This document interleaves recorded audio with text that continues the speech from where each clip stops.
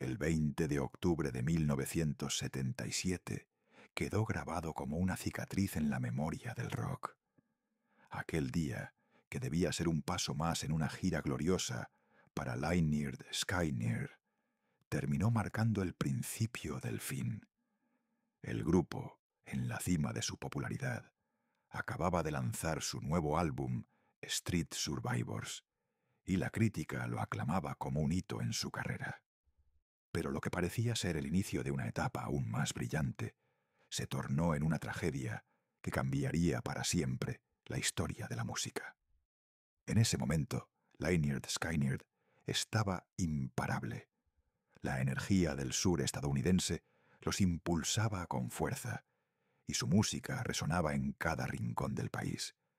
Street Survivors había salido a la venta solo 3 días antes, y ya se perfilaba como uno de sus mayores éxitos.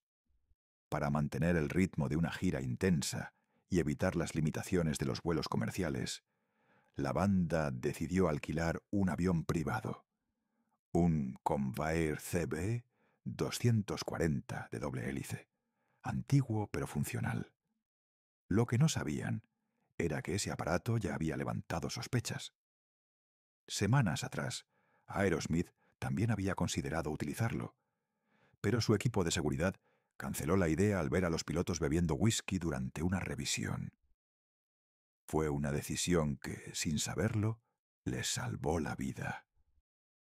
Después de ofrecer un show electrizante en Greenville, Carolina del Sur, el grupo se preparó para volar hacia su próximo destino, Baton Rouge, Luisiana. Allí los esperaba otro concierto al día siguiente. Esa noche, 26 personas subieron a bordo de la aeronave. 24 pasajeros, entre músicos, técnicos y personal de apoyo, y los 2 pilotos. Nadie imaginaba que estaban a punto de emprender un vuelo del que muchos no regresarían. El vuelo había comenzado con aparente normalidad, pero no tardó en surgir una señal inquietante.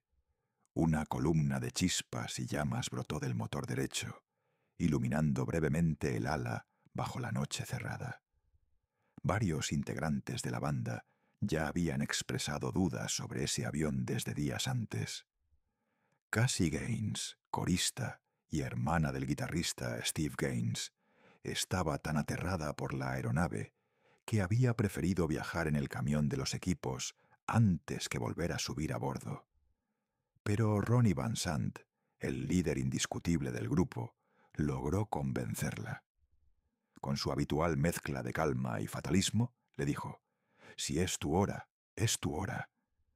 Esa frase, dicha con aparente ligereza, se transformaría en una sentencia imposible de olvidar. Y así fue. A pocos kilómetros de su destino, mientras descendían hacia Baton Rouge, la pesadilla se desató. Primero falló el motor derecho. Luego, en un intento desesperado por compensar el fallo, los pilotos cometieron un error fatal al transferir combustible y vaciaron los tanques sin darse cuenta. El segundo motor también se apagó. El avión quedó en completo silencio, flotando en la oscuridad, sin más opciones que buscar un sitio donde intentar un aterrizaje de emergencia. El aeropuerto más cercano, en Macomb, Mississippi, ya no era alcanzable. Solo quedaba una franja boscosa y pantanosa para sobrevivir o estrellarse. Lo que vino después fue un infierno en movimiento. Gary Rossington recuerda cómo el avión comenzó a rozar la copa de los árboles, y el ruido que producía era como si cientos de bates de béisbol golpearan la estructura metálica. El fuselaje crujía mientras las ramas rompían ventanas, se incrustaban en los motores y arrancaban partes del avión como si fueran de papel. Durante casi 300 metros, el aparato se desintegró entre pinos y barro hasta quedar completamente destruido. Rossington perdió el conocimiento durante el impacto. Al recuperar la conciencia, estaba atrapado bajo la puerta del avión, rodeado de silencio, oscuridad y una devastación absoluta. El avión ya no tenía forma, sin alas, sin cola, sin cabina, solo restos dispersos entre el lodo y la madera. De las 26 personas que iban a bordo esa noche, 6 murieron en el acto. Ronnie Van Sant, la voz de la banda, Steve Gaines, la joven promesa del grupo, Cassie Gaines, que había intentado evitar ese vuelo, el asistente de producción Dean Kilpatrick y los 2 pilotos. Los 20 sobrevivientes lo hicieron con heridas de gravedad. Rossington tenía ambos brazos y ambas piernas fracturados, además de muñecas, tobillos y pelvis destrozados. Leon Wilson sufrió fuertes golpes internos y cortes profundos en el rostro. Billy Powell quedó desfigurado, su nariz casi arrancada y laceraciones tan severas que estuvo cerca de desangrarse. Allen Collins, con vértebras rotas, estuvo al borde de perder un brazo. La banda había sobrevivido, pero había quedado destrozada en cuerpo y alma. Entre los 20 sobrevivientes, uno logró algo que rozaba lo imposible. El baterista Artemus Pyle, con varias costillas rotas y en estado de shock, logró arrastrarse fuera de los restos del avión. Herido y desorientado, atravesó la maleza, cruzó un arroyo lodoso y caminó a duras penas por un campo abierto en busca de ayuda. Finalmente llegó a una granja aislada, pero lo que encontró allí no fue consuelo inmediato. El granjero, al ver a un hombre ensangrentado y tambaleante acercándose desde el bosque, pensó que se trataba de un prófugo. Sin hacer preguntas, sacó un rifle y le gritó que se detuviera. Pyle, aturdido, siguió avanzando, y el disparo no tardó en sonar. El proyectil lo alcanzó en el hombro, haciéndolo girar y caer al suelo.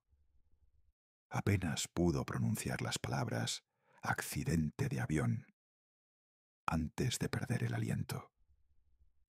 Fue entonces cuando el granjero comprendió la gravedad de lo ocurrido, y sin perder tiempo, lo llevó dentro de su casa y llamó a emergencias. Mientras tanto, el resto de los heridos esperaba entre escombros, ramas y oscuridad, sin saber si serían encontrados. Los equipos de rescate tardaron en localizar los restos porque no hubo fuego que los guiara. La falta de combustible, irónicamente, impidió que el avión explotara, salvando vidas, pero también dificultando su ubicación. La recuperación fue larga, tanto física como emocional. Muchos estaban tan golpeados que no sabían quién había sobrevivido. Gary Rossington, por ejemplo, no se enteró de la muerte de Ronnie Van Sant, sino días más tarde, cuando su madre se lo dijo en la cama del hospital. La noticia lo devastó. Artemus Pyle, por su parte, se convirtió en el rostro público de la tragedia. A pesar del trauma, asumió el peso de contar lo ocurrido, colaborar con las autoridades, identificar los cuerpos y revivir una y otra vez la peor noche de su vida. La Junta Nacional de Seguridad del Transporte, el NTSB, realizó una investigación exhaustiva. El informe final fue contundente. El accidente se debió a un agotamiento total de combustible. La tripulación no monitoreó adecuadamente los niveles. La planificación del vuelo fue deficiente y un posible mal funcionamiento en el motor derecho contribuyó al aumento del consumo.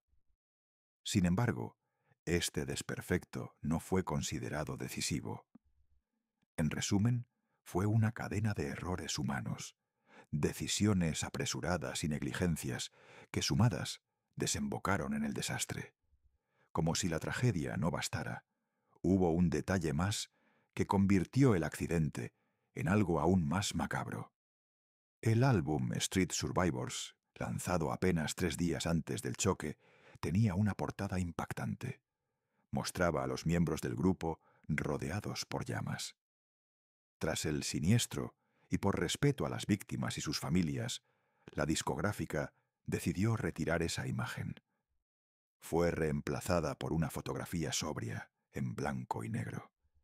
Sin embargo, años más tarde, cuando la banda lanzó ediciones conmemorativas, la portada original regresó, convertida en símbolo de una ironía cruel del destino. Durante años, los sobrevivientes cargaron con un peso invisible, difícil de explicar. No solo enfrentaban las secuelas físicas, sino también un sentimiento persistente de culpa por haber salido con vida. Cada uno, a su manera, fue pagando su propio precio. En 1986, Allen Collins sufrió un accidente de coche que lo dejó paralizado. Falleció 4 años después, debilitado por complicaciones derivadas de sus heridas. En 2001, Leon Wilkeson, el carismático bajista de la banda, fue hallado sin vida en una habitación de hotel, víctima de problemas respiratorios. Billy Powell, el alma en los teclados, murió de un infarto en 2009. Y finalmente, Gary Rossington, el último miembro original que seguía en pie, partió el 5 de marzo de 2023, a los 71 años. Su muerte marcó el fin definitivo de una era que dejó más de 30 millones de discos vendidos y un legado que hasta hoy sigue resonando con fuerza. Han pasado más de 45 años, pero el 20 de octubre de 1977 continúa siendo una fecha maldita, grabada con fuego en la historia del rock. Aquel vuelo no solo se llevó vidas, también quebró sueños, silenció voces y dejó heridas abiertas para siempre. Y sin embargo, Lynyrd Skynyrd sigue vivo en el recuerdo. Free Bird, Sweet Home Alabama y tantas otras canciones siguen sonando, desafiando al olvido, conectando generaciones que jamás los vieron en vivo, pero sienten su espíritu en cada nota. La tragedia del vuelo 20-77 no fue solo un accidente. Fue una advertencia eterna sobre lo efímero del éxito, lo impredecible del destino y la fragilidad de la vida en la carretera. Si esta historia te conmovió, te invitamos a quedarte con nosotros. Hay muchas más memorias trágicas que merecen ser contadas y recordadas. Suscríbete y activa la campanita para no perderte ninguno de estos relatos. Aquí, en Trágicas Memorias, el pasado nunca muere. Solo espera ser escuchado.